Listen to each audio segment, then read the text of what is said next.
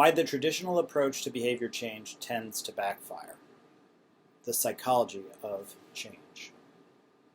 So why doesn't it work to tell people who need to change a personal behavior to change their personal behavior? The psychology of change has been well described by Prohaska and D. Clemente in their trans-theoretical model or stages of change model.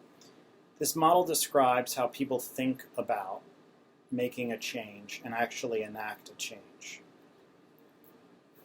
People start in a pre-contemplation state where they're not even thinking that a change is necessary. Then they might progress to a contemplation stage where they're starting to consider the change. Then they decide to make a change and they prepare. Then they actually take steps and they're in the action stage. They've changed. Then they're in the maintenance stage, at which point they've made a change and they can either relapse, going back to the unhealthy behavior, or graduate, where they're no longer at risk for the unhealthy behavior. The importance of this model is that 80% of patients are in the pre-contemplation or contemplation stage. So they're either not even thinking about changing or only considering the possibility of change. But they're not preparing. They're not ready to change. And this contemplation stage of change is called ambivalence. Miller and Rolnick, in their book on motivational interviewing, describe an internal committee for people who are ambivalent. They have committee members in their head that are arguing for change and committee members in their head that are arguing against change.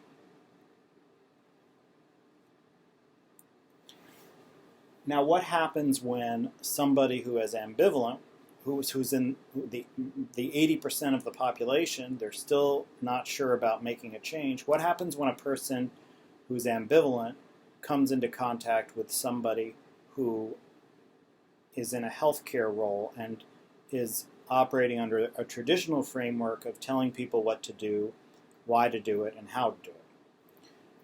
The typical reaction is psychological reactance, described by Bren, where a person being told what to do perceives a threat to their autonomy.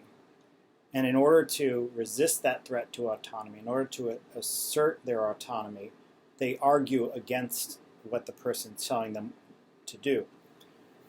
Not necessarily because they disagree with making the change, but because they want to not be told what to do. That's a threat to their independence. And when somebody is ambivalent, that takes the form of siding with the committee members on the opposite side of what the person's saying. So if you're a smoker, you have an internal committee saying you should keep smoking and an internal committee saying you should stop smoking. If you run into a healthcare provider who's telling you to stop smoking, then you're likely to side with your internal committee members who are telling you to keep smoking. So psychological reactance explains why telling people what to do tends to backfire.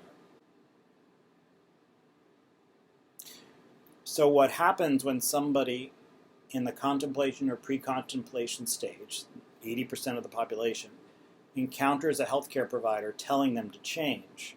They're going to react usually to side with the internal committee members that argue against change. They're going to think, if somebody's telling them to change, they're going to think change is not possible. I can't change.